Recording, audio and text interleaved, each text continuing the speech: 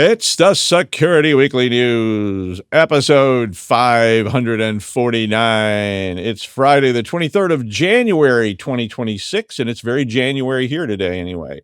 Today we got AI Cage Match, Fortinet, Cisco, DVWA, Polonium, Small Town AIs, LastPass, Josh Marpet, and more on this episode of the Security Weekly News. This is a Security Weekly production for security professionals by security professionals. Please visit securityweekly.com/subscribe to subscribe to all the shows on our network. It's the show that keeps you up to date on the latest security news twice a week. Your trusted source for accurate security information and expert analysis. It's time for the Security Weekly News. Ever feel like your network infrastructure is stuck in the past? Meet Meter, the company reimagining what it means to get and stay online. Meter delivers full-stack networking, wired, wireless, and cellular, all in one seamless, scalable, and secure solution. From hardware design and firmware to software, deployment, and support, Meter streamlines every part of your network while giving you all the control and transparency you need. Whether you're managing a branch office, retail stores, or a massive data center, Meter gives you performance, reliability, and the visibility you need to stay in control. Thanks to Meter for sponsoring. Go to securityweekly.com/meter to book a demo now. That's securityweekly.com/meter, METER. Zero trust is clearly the future as threats get faster, quieter, and harder to detect. But implementing it shouldn't disrupt the business. ThreatLocker enforces default, deny, and execution in a way that remains enterprise-ready, scalable, and operationally clean. Unknown software is stopped cold, trusted apps stay contained, and drift is locked down across the environment. It's zero trust that works in real enterprises and prepares you for the threats ahead. See why CISOs are adopting it at securityweekly.com/threatlocker. All right, I'm Doug White, and it's the Security Weekly News. Hit that like, subscribe, and leave a comment button. If you don't, I will make it snow. Snow like there's no tomorrow. Eternal winter. Eternal winter. But at least the powder will be nice, if you know what that means. I did want to say that I'll be at RSAC this year. Hope you will be too. Security Weekly listeners will save $100 on their RSAC 2026 All Access Pass. RSAC 2026 conference will take place March 23rd to March 26th in San Francisco. You can get some rice-a-roni. But if you want to register using our discount code, please visit securityweekly.com/RSAC26 and use the secret code 56U5SECWEEKLY. And we'll see you in San Francisco. Also at Zero Trust World at the beginning of March. You should come there too, and you can see me twice. A wave, it was described as a wave of reports from Fortinet customers said that attackers were exploiting a patch bypass. A patch bypass for an attack that began back on the 15th of January that was reported by Arctic Wolf. That's one of those words that, it's like kernel. It's really a hard word, Arctic. Arctic Wolf said that attackers were creating accounts with VPN access and stealing firewall configurations within seconds in automated attacks. Well, of course they are. I mean, wouldn't you steal a firewall configuration if you could? I know I would. Well, they went on and they said that these were very similar to previous attacks back in December that got patched. So yesterday, Fortinet confirmed that the ongoing attacks matched the December attacks and that these were also patched. So they're working on it. But they don't have a new patch to patch the old patch, which was patching the previous patch of the patch that was unpatched. And the advice from them, listen to this, because I'm going to go on and on about it. Their advice from Fortinet is to restrict admin access to the edge network devices by basically applying a policy that limits IP addresses that can access the admin interface. Oh, and also disabling single sign-on admin on the internet. And I mean, how long have I been saying this? I'm sure you can go back through all the previous episodes and find out. But I mean, don't expose admin interfaces. I don't care about the patch or the not patch. You can't expose your admin interfaces. I mean, like right now, just pretend that I just magically appeared in front of you in a puff of smoke. Like you said my name 3 times. And I look a lot more like Brad Pitt playing Jack Daniels in the Security Weekly story this week on the Hallmark Channel. But And I say, show me the chart of all your admin interfaces. And you say, see you in hell, and jump out a window or something. Or are you whipping out your patented Doug White model admin interface chart and shoving it in my face and saying, bite me?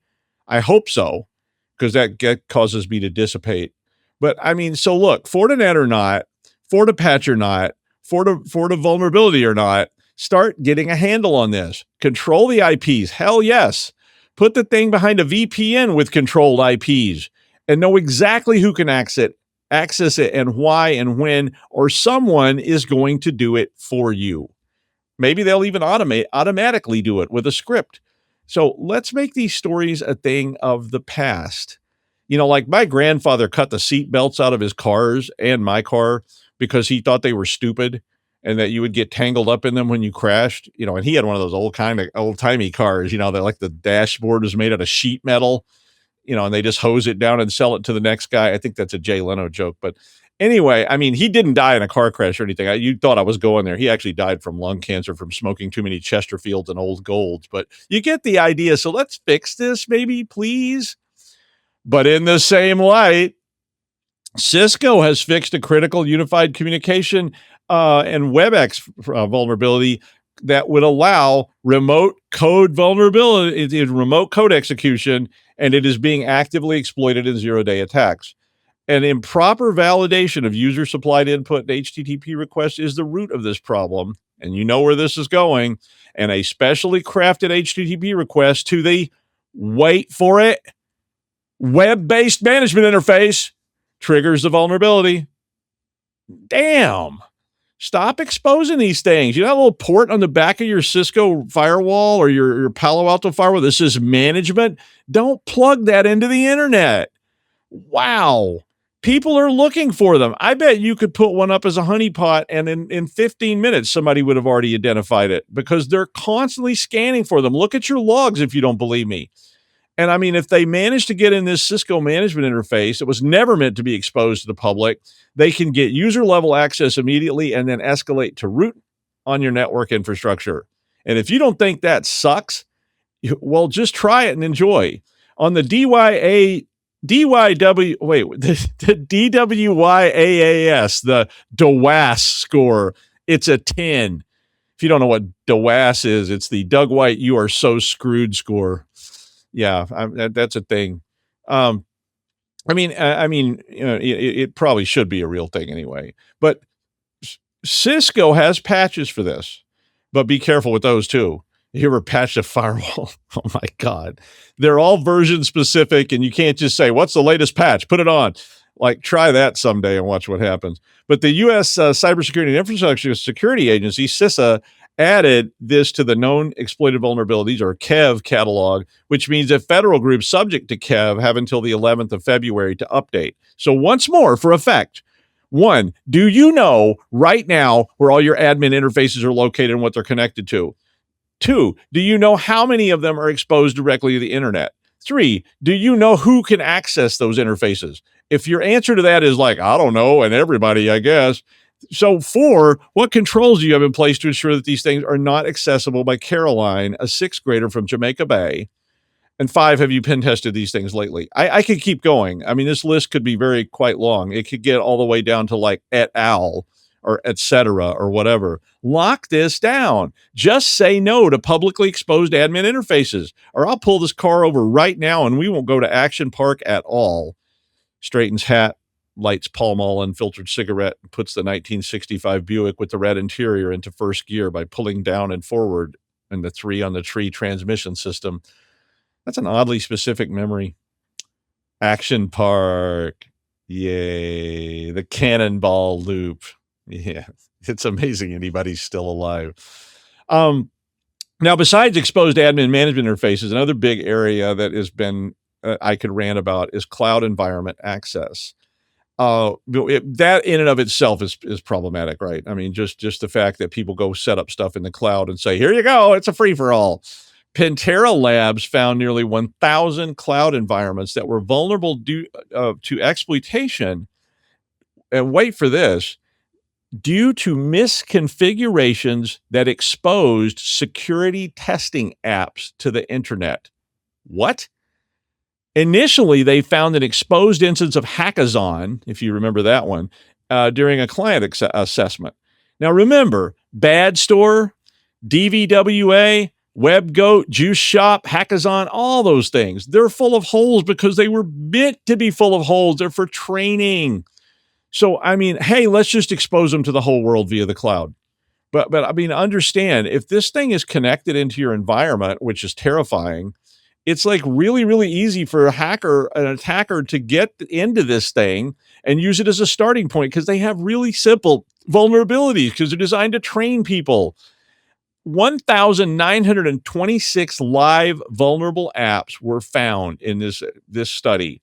974 of those vulnerable apps were running on enterprise-owned cloud infrastructure on major providers. I guess the other 1,000 were just like servers people had in their organization that they were like, yeah, it's a vulnerable app for training. Let's expose it to the internet and see what happens. I mean, I guess some of them could be honeypots, but several key things here.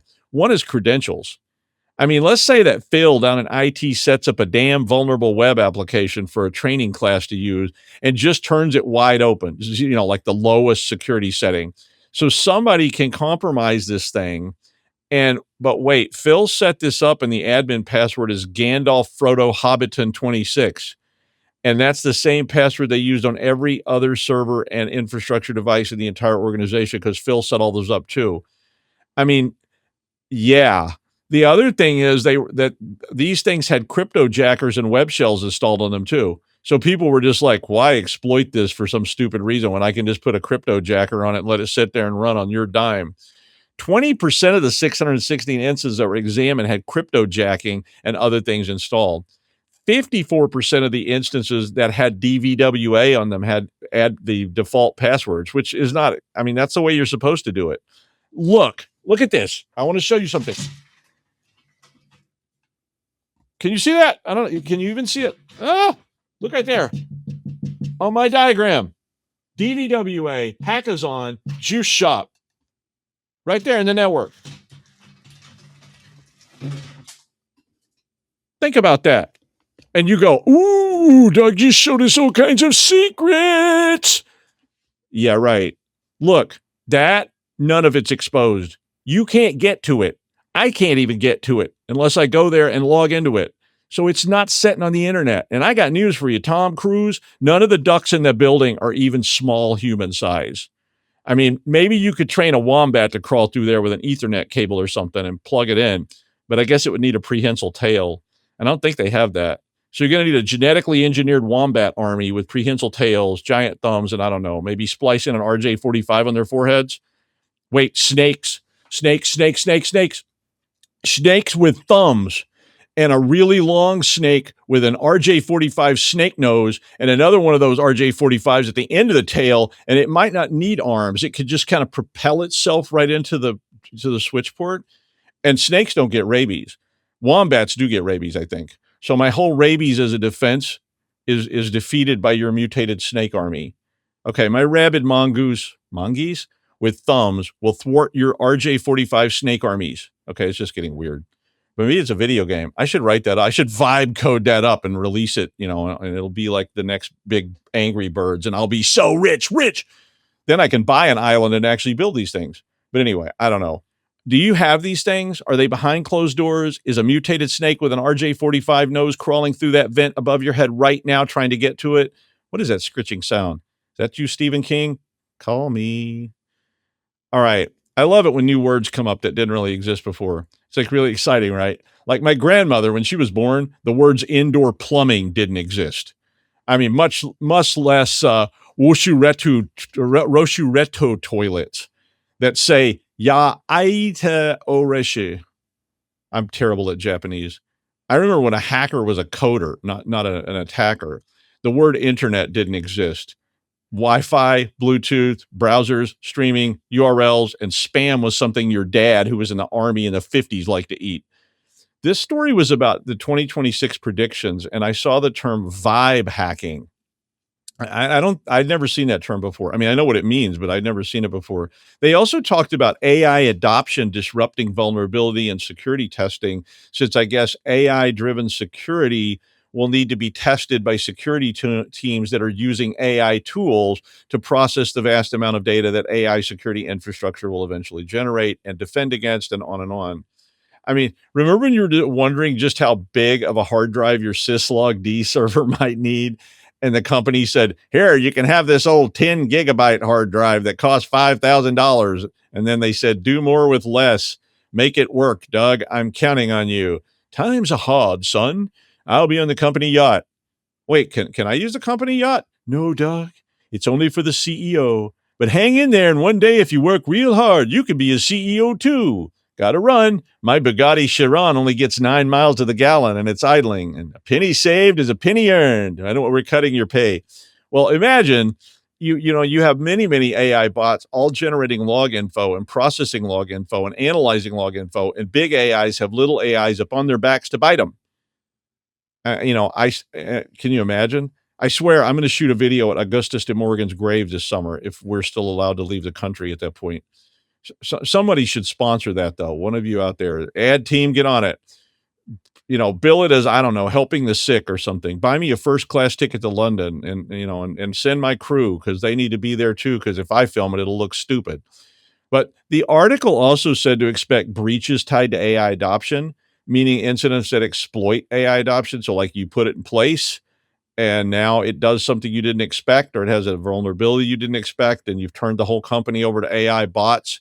And now the AI bots all go berserk and get rabies and start inventing, I don't know, rabid snakes, with RJ45 ports. I mean, it's like, a comic book. You've got Claude, and now there's Dark Claude. And Dark Claude is the fun one with the drugs and the speedboat and the, AI enabled snakes. I mean, I don't know. Threat hunting, they talked about, will have to work in tandem with AI, because you will have to have both halves, right? You're going to have to have the human side of it and the AI side of it to do the analytics, and the humans to interpret it all and to suggest new angles and new avenues. So it's like Aristophanes in the Symposium, or Hedwig and the Angry Inch. I don't know. It depends on where you are. So you get liberal arts credit for this show. But vibe hacking, finally. Yes, it takes Script Kiddie to a whole new level.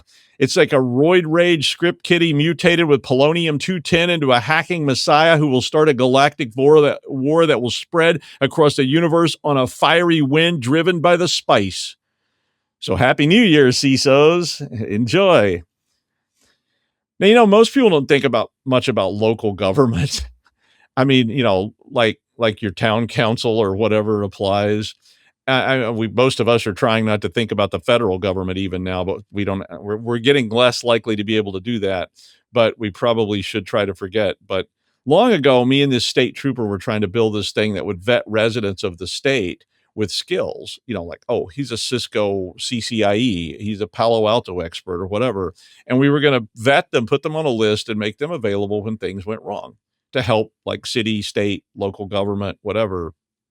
I thought it was a great idea, and it actually worked really well. We helped some people, we helped some small businesses, we helped some public utilities and stuff like that. And it worked great until there was the tiniest bit of funding associated with it. And then all the political big boys moved in to vacuum up all the cash and basically shoved us out. It was kind of funny, actually. It was like suddenly we went to the meeting and they were like, "Oh, you're in the secondary venue." And I was like, "What? What? Wait, what?" And they were like, "Oh yeah, a retired admiral from Texas is running the main venue now." And I was like, "Oh, I thought this was our thing." And they're like, "Yeah, that thing we're not so interested in." But this story was about a borough of London that's called Hammersmith and Fulham, and they got taken out about 2 months ago, and they've been down pretty much ever since.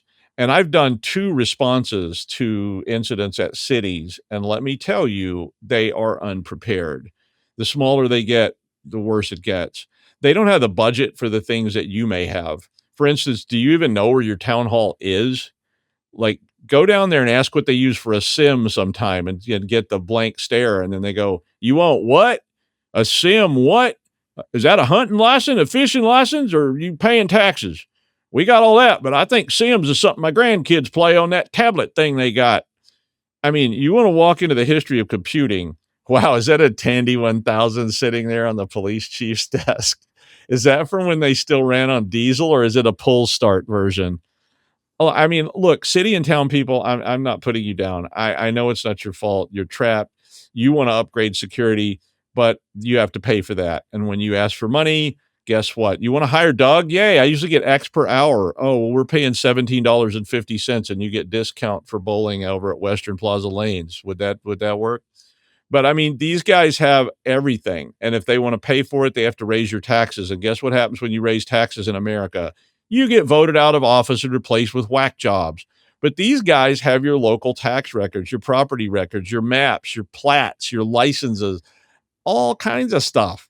And if that stuff stops functioning, a lot of stuff stops functioning.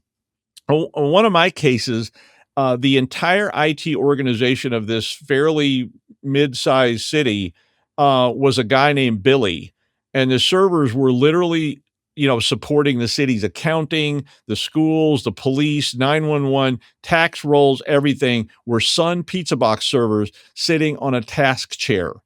I'm not making it up. It was literally on a tax chair, and this wasn't Lakeside, Tennessee. It was a medium-sized city. Hey, Lakeside.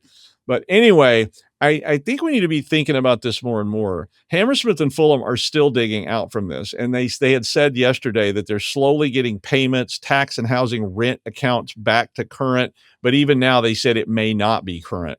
So what's your town like? Ever been to City Hall? We probably need to take a look at this. Yeah.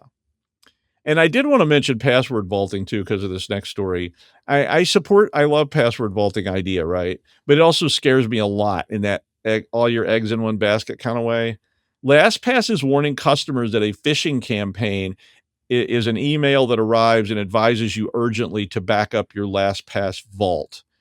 And basically, it's a big page of instructions about how to create this backup that, ultimately involves you putting your master password in. Yeah. It's probably a really good time for you to remind your people about this kind of thing. If you put all your passwords into a vault, well, backing it up is probably a good idea. But scamming people into doing this is something more and more people are going to do. A failure in 2022 breached the vaults of millions of users. Now, I'm always telling you not to use the same password on multiple sites, to use multi-factor and all this stuff. And vaults do facilitate that by even allowing you to generate very strong passwords that will never be repeated, that are different for every single site.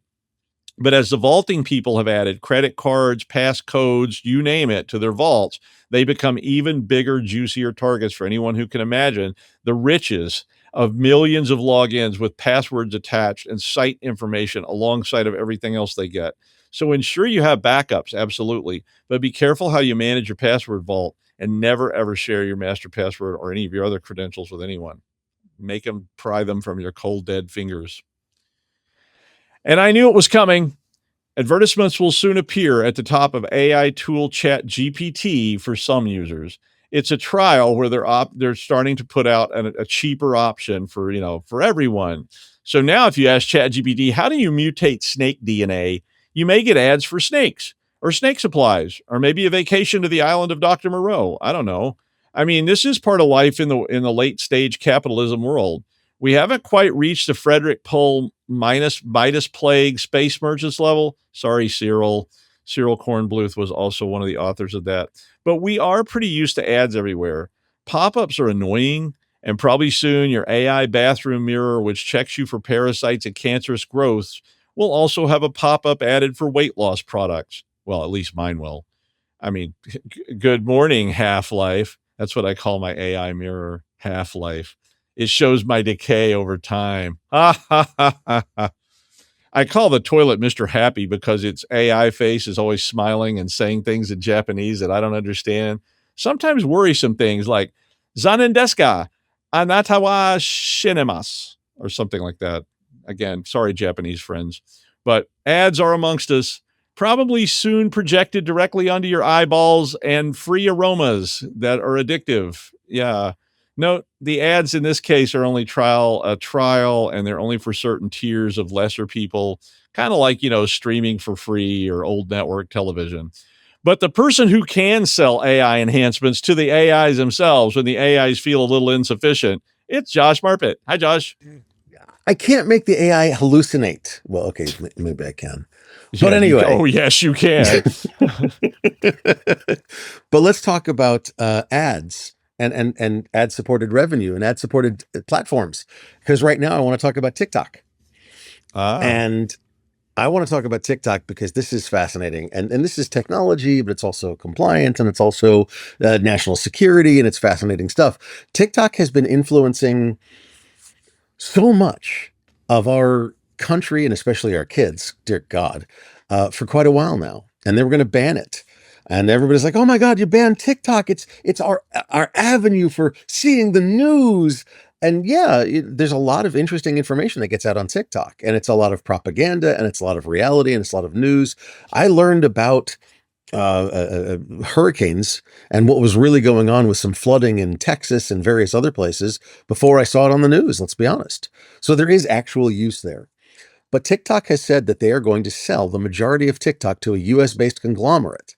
And of course, I mean, it's not like they're going to sell open stock to everybody out there. It's going to go to Oracle and various other companies that have a vested interest in the data that you provide to TikTok and the data that you give them by doing all of these videos.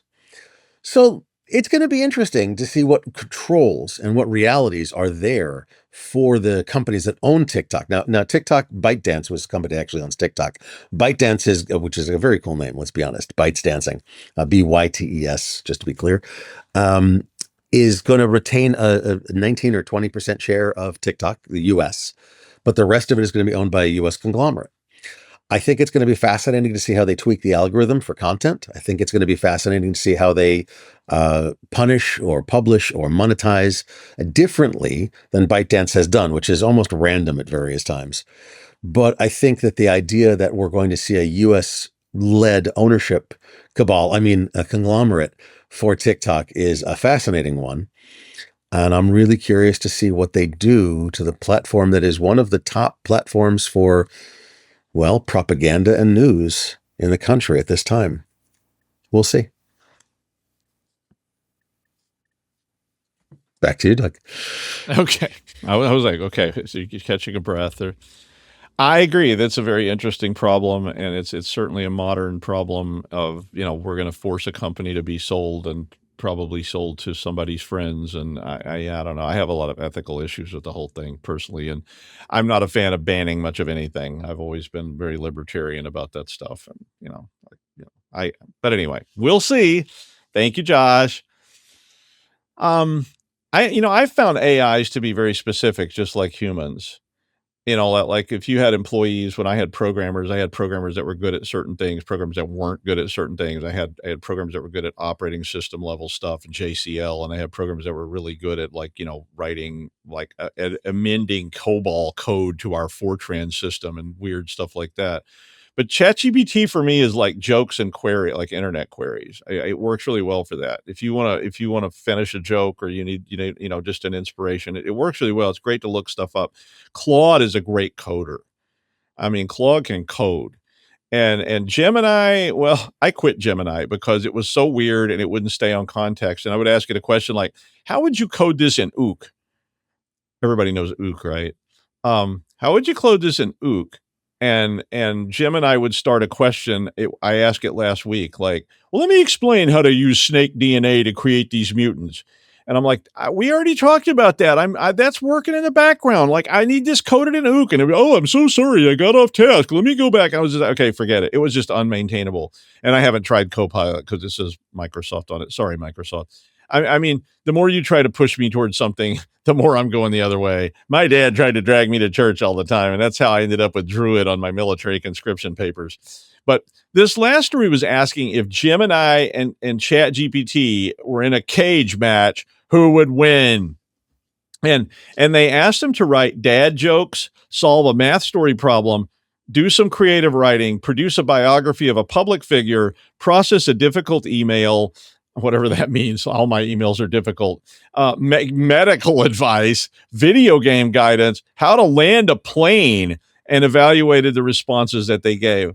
Gemini won 4-3. So it sounds like maybe it's just a tie, but it also sounds like maybe they do have strengths and weaknesses just like people. So if you are, doing a lot of AI stuff, you may want to start thinking about where do these fit best in my role. and how do I use different ones? And I wish I could afford more Claude, but unfortunately Claude has their unlimited version is super crazy expensive and I can't afford it. If somebody wants to sponsor me, Claude, that would be fine. I'd be happy to accept it and say nice things about you for money. But anyway, I think we're in the era of searching for solutions in this area, and that it will be evolutionary, just like everything else, like which steam engine is the best, which machine gun is most effective, and so on. And we sort of learn those things over time, and the market sort of pushes. Now, like I say, I use Claude when I need a config guide or something, because Claude definitely has that. And I definitely use Chatty for a joke, but I don't use Chatty for code, and I don't use Claude for jokes. Maybe I need to look at Gemini again. Maybe they got it straightened out. But regardless, that is the news. Thanks to all of you for watching. Thank you, Josh. And we will see you next time on the Security Weekly News after the snowpocalypse.